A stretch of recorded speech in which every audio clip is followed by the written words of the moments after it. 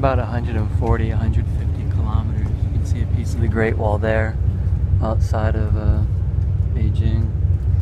We'll be arriving soon at our destination. They said we'd get there about noon. We left at just about exactly 9 o'clock out of Beijing. We passed by Huairu, Miyun, the Beilong Pool. Not sure what that is, but I saw it on a map. And the section of the Great Wall that I'll hike today will be Jinshanling in Hebei province to Simatai. And I'm not sure if actually, I think we crossed in to the province already. I think that's the provincial line there. I think we crossed in right here by Miyun. And on the line I see here, I think they're showing actually the Great Wall. Tiny dotted line. It's about 6 kilometers. They said it will take us about 2 hours. No, 3 to 4 hours. And we lost ourselves here in the tunnel.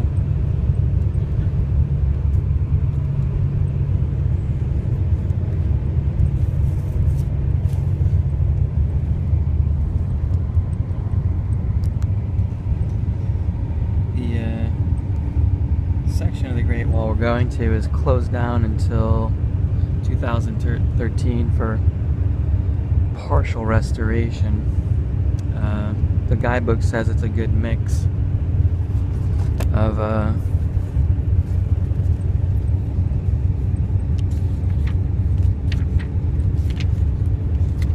unrestored and restored portions. Lonely Planet has it listed as one of their suggested hikes. Real popular with the youth hostel groups. Simatai was closed for renovation, so they were going from Jinshanling to the west, I think, while it was still being restored.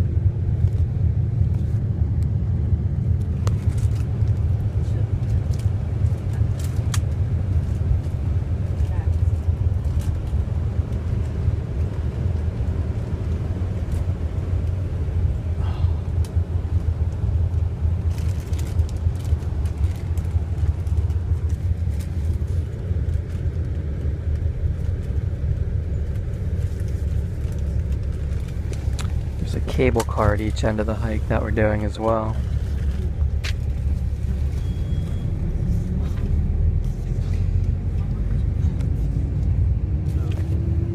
Had some interesting anecdotes in here as I read through. Talk about the greatest threats to the wall being man and nature. Depending on how you define it, it can be anywhere from 5,000 kilometers to over 21,000 kilometers.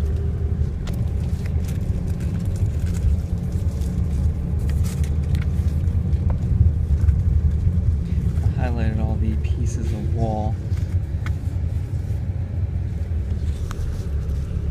here. We're up here by Hebei.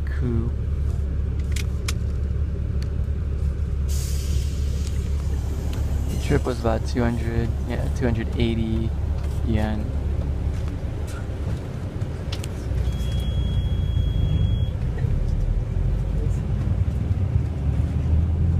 Great Wall, 5 kilometers. So Beijing's down here in the south, and we took the highway for about 3-hour drive. Just enough time to read both of my guidebook sections on the Great Wall. The more touristy area that everybody goes to is Badaling here. And they say it's beautifully restored but very crowded. Although it's very accessible too, and it's close here to the Ming Tomb, so you can do both of them in the same day. I'm not sure if my tour group takes a trip out there or not. The wall of 10,000 li, I've heard that before, which would make it 5,000 kilometers. In 2009, a report said that the non-continuous length of the Ming Dynasty wall was about 9,000 kilometers, and then if you count all the parallel sections, the wall crumbled, weathered away, whatever, it'd be almost over 21,000 kilometers. So. From the Qin dynasty to the Qing, there are various restorations, but the Ming dynasty is the most recent and extensive, I think, especially around Beijing. So it's tend to be the figure they work with, and most of what you see when you go to the touristy areas that have been restored, as I understand it. Mao encouraged people living near the wall to use pieces of it to build their homes and that sort of thing. Then under Deng Xiaoping, they did a lot of restoration work in the 80s. Starting in the 80s, it became protected by the state. They estimate 100 million cubic meters of rammed earth were used to form the core of the wall. Mainly built to keep out Genghis Khan, although he was able to ride through the wall in the gaps, considerable gaps. They also burned the forest for almost 100 kilometers around the wall to denude the landscape so that there couldn't be surprise attacks. So everyone, we will get there in 5 minutes. This is East Gate. Here is our destination. Later, Mr. Liu will drop us off at the West Gate. And then if you get down from the wall earlier, the other tourists, you can go inside the visitor center to relax. And there's also a restaurant in the visitor center.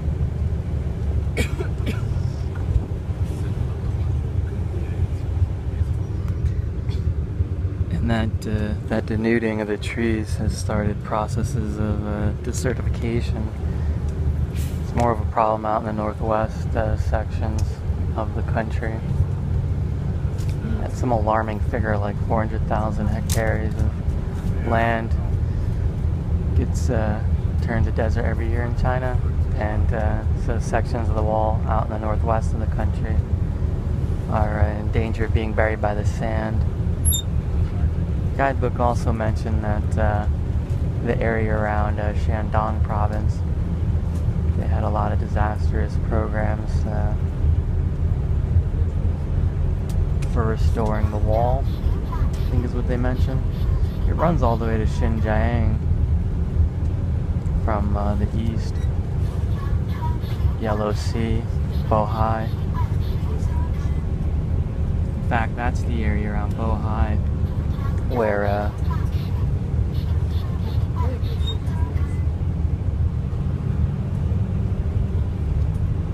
they were able to keep out the invading Manchu army, the Mings, until a general betrayed them and opened the gates. One of the few instances, I think, where the wall was very effective out in the east end of China. It essentially runs from North Korea to Xinjiang, and it was protection against raiding tribes from the north, the Mongols, who historically is horse people from grasslands and the steppes. They're very poor, and so they took to raiding with very large armies, and due to the nature of their lightning blitzkrieg attacks, it seems logical that building a wall would keep them out, but like most walls, it's very hard to prevent gaps in your perimeter and keep it garrisoned properly. There are a lot of little interesting tidbits, like they used dried wolf dung to communicate by smoke signal during the day. Most of the watchtowers that they've built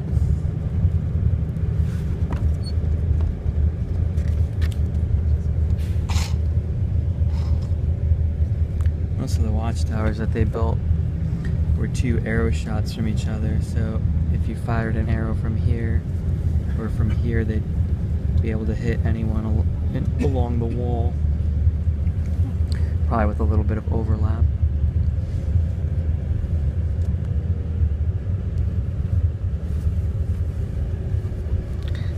The core had larger boulders at the bottom, smaller boulders in the middle, and then rammed earth at the top. And brick and stone facade. These watchtowers are the later Ming additions. At first the wall was not as fortified as it is now.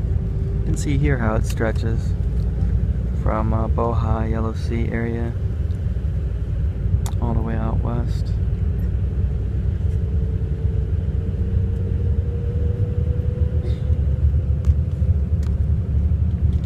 They say that it functioned more as a transport network for moving men and materials.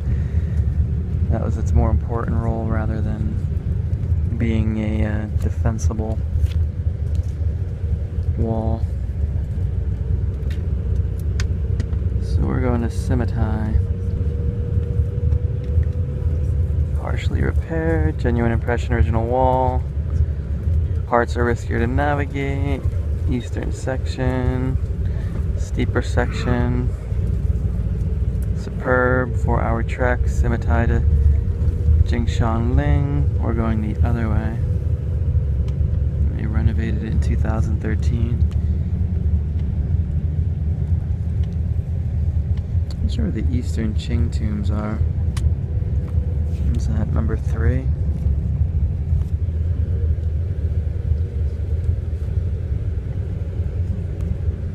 Yeah, a bit further from the Eastern Ming tombs, huh? To do this in the same day, I guess.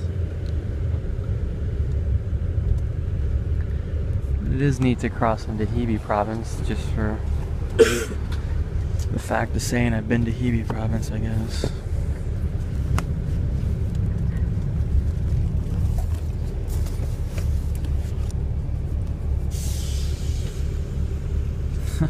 On the dot.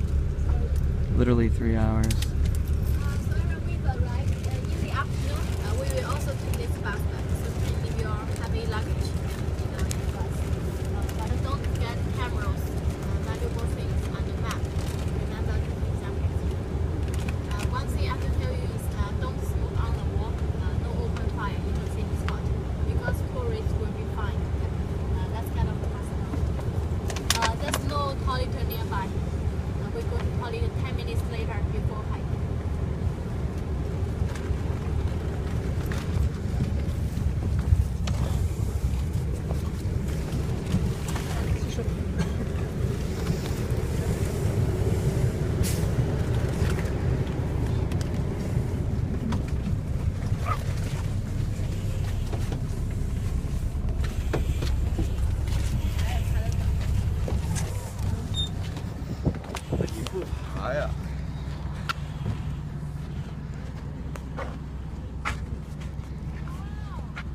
I didn't put sunscreen on, but I have a big hat and umbrella.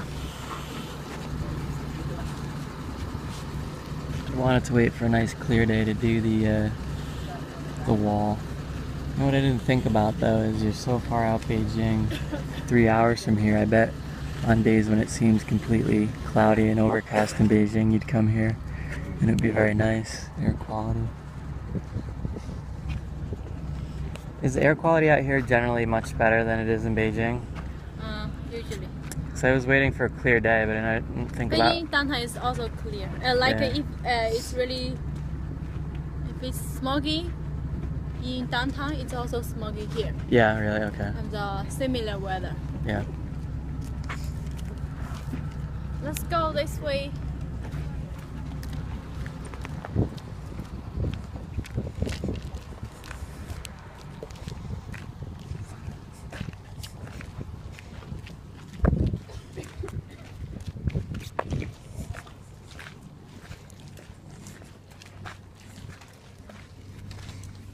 There are cheaper options to get out here. I have looked into taking a bus, but for the first time at least, if you want to sit and read the guidebook and not be worried about getting off at the right stop, I think it's worth it to have a ride that leaves right from your hostel.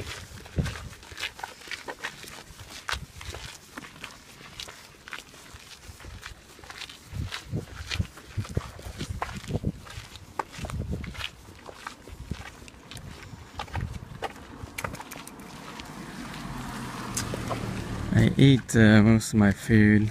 I saved a sandwich for the ride home. I have half a thing of Oreos for a snack on the wall, and one smaller bottle of water. I have a big bottle of water back at the bus, and I drank about half of it before we left.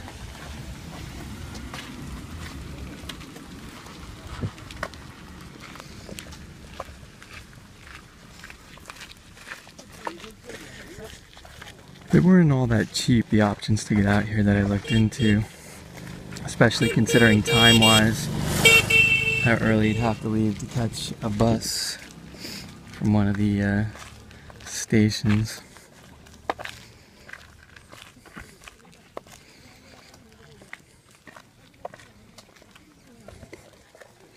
And then a lot of them required a transfer to minibus or a taxi. And they only had certain return times, and I thought, eh.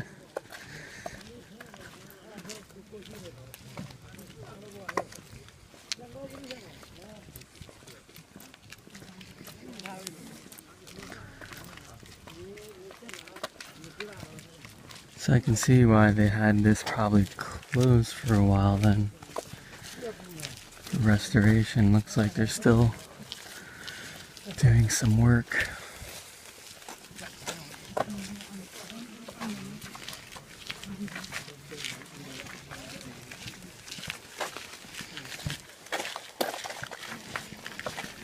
I watched one of those podcasts, what was it, Coolest Things on the Planet, about the Great Wall. Had to be 3 years ago now. Even longer, 4 or 5 years ago maybe.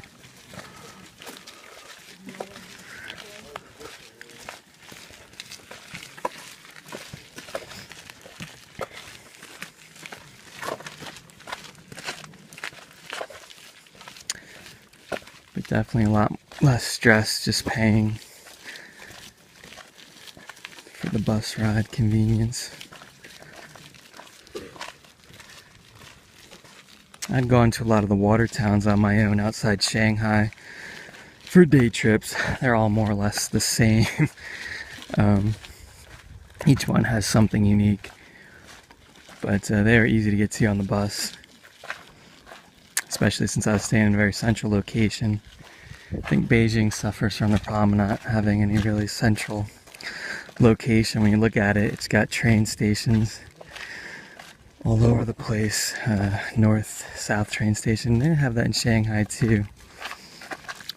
But People's Square in Shanghai was a little bit easier to catch a bus going out to the water towns. And then I made a lot of trips from Suzhou as well to water towns by bus. A bit easier.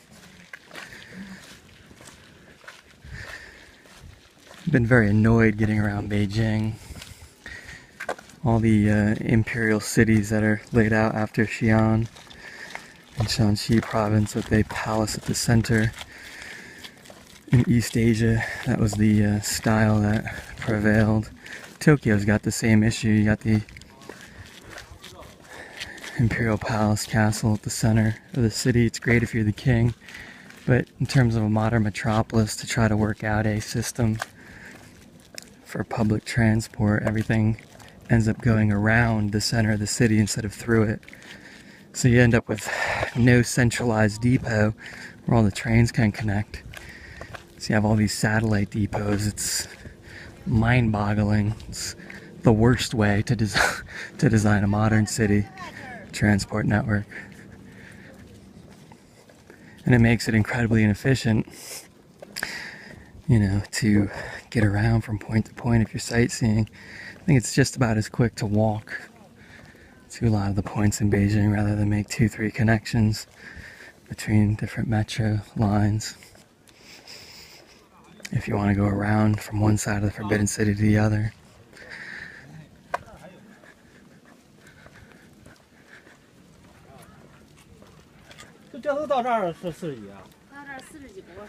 My legs are a bit sore, and the last couple of days I probably walked 20 miles.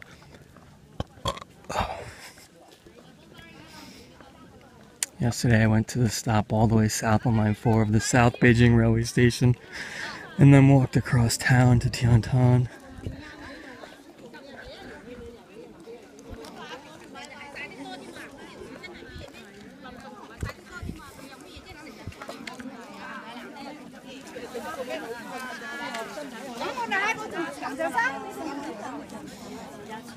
Looks like some of the tourists are already on their way out. The Great Wall at Jinshanling. They gave us a little handout for where we're going. Guess we can point to it to the villagers if we get lost.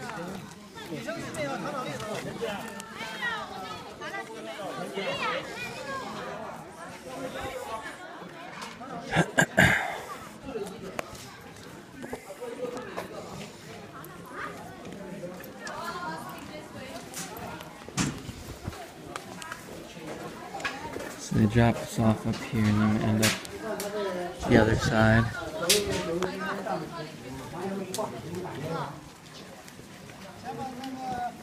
This is our chance to go potty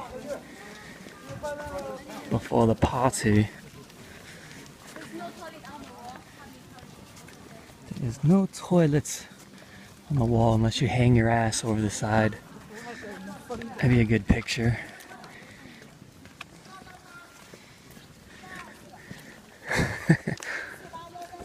Hang your ass over the parapet and let fly. That's what the soldiers used to do to fend off the invaders.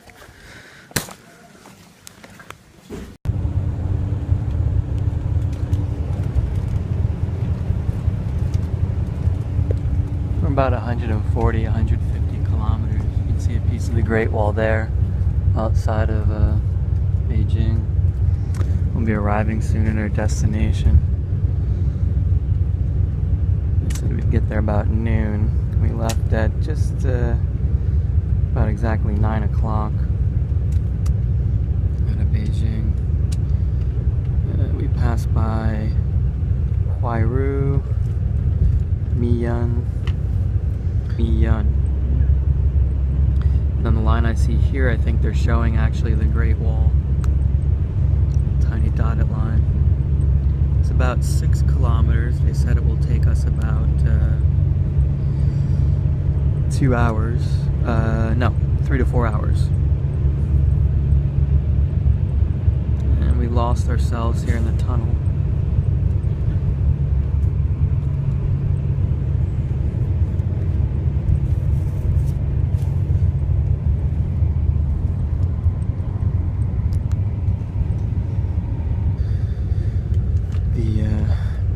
Pool. Not sure what that is, but I saw it on a map.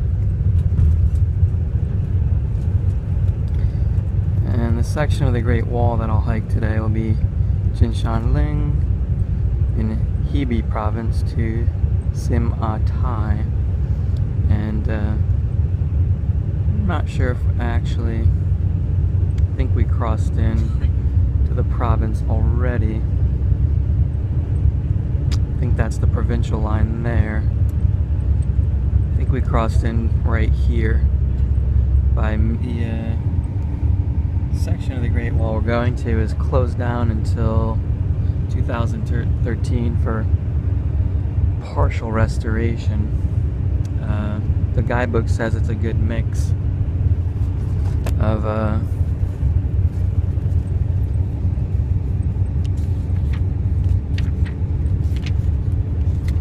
unrestored and restored portions. Lonely Planet has it listed as one of their suggested hikes. real popular with the youth hostel groups. Simatai was closed for renovation, so they were going from Jinshanling to the west, I think, while it was still being restored.